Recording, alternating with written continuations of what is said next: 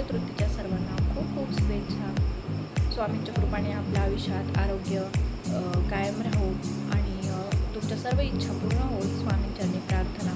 तर आज मी अक्षय तृतीयाची पूर्ण तयारी आपल्या व्हिडिओमध्ये दाखवणार आहे, तर व्हिडिओ शेवटपर्यंत नक्की बघा.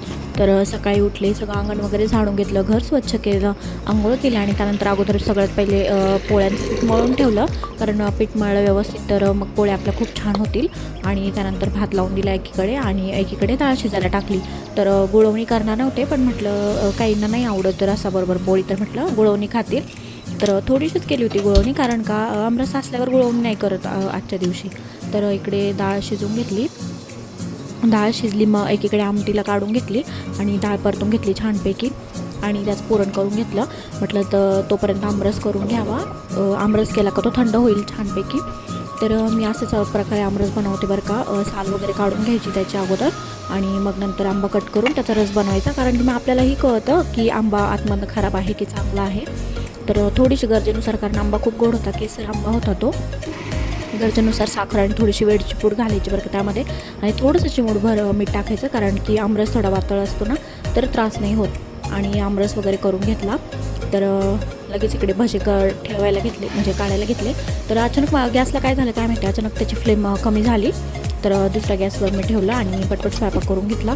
तर 11:30 वाजेपर्यंत माझा सगळा स्वयंपाक तयार झालेला होता. तर उपास करूनच यायला वेळ झाला.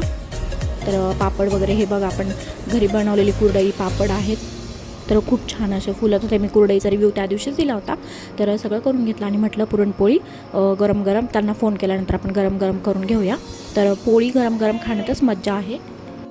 तर छानपैकी पटपट पोळ्या लाटून घेतल्या, छानपैकी टम्म अशी आपली पोळी फुगत होती. तर पुरण थोडंसं किंचित पातळ झालं होतं बरं का माझ्याकडून, तरी पण अजिबात पोळी फाटली नाही, काही नाही, एकदम व्यवस्थित झाली बरं का.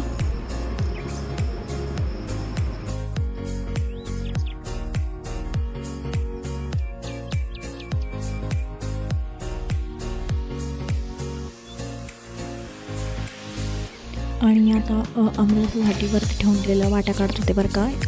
ह्या वाट्यांचं बॉक्स आय मीन गिफ्ट मला माझ्या फ्रेंडने दिलं होतं. आमचं जागरण गोंधळ आणि वास्तुशांती होती घराची, त्यावेळेस दिलं होतं मला. हे खूप छान गिफ्ट आहे, इतक्या सुंदर त्या वाट्या आहेत ना, आणि त्याला खालून असे पाय पण आहेत, म्हणजे वाटी सांडणार नाही, काही नाही. तर स्वयंपाक वगैरे झाला, तर त्यांना म्हटलं तुम्ही मामांच्या फोटोची पूजा करून घ्या. तर छानपैकी त्यांनी फोटो वगैरे पुसला, गंध लावला, हार वगैरे घातला आणि नैवेद्य दाखवला. तर हे आहेत माझे सासरे, त्यांना जाऊन 12 वर्ष झाले असतील. तर ह्या आहेत माझ्या सासूबाई. तर जेवण वगैरे केलं आणि झोपले दुपारी जरा वेळ. तर माझे भाची ॲडमिट आहेत बरं का संदीप हॉस्पिटलमध्ये, तर त्यांना भेटण्यासाठी गेलो होतो आम्ही. तर खूप मोठं आणि प्रशस्त हॉस्पिटल आहे बरं का हे. संध्याकाळच्या टायमाला खूप छान वाटतं बरं का, असं फिरण्यासारखं. तर कसं वाटतं मला कमेंटमध्ये नक्की सांगा.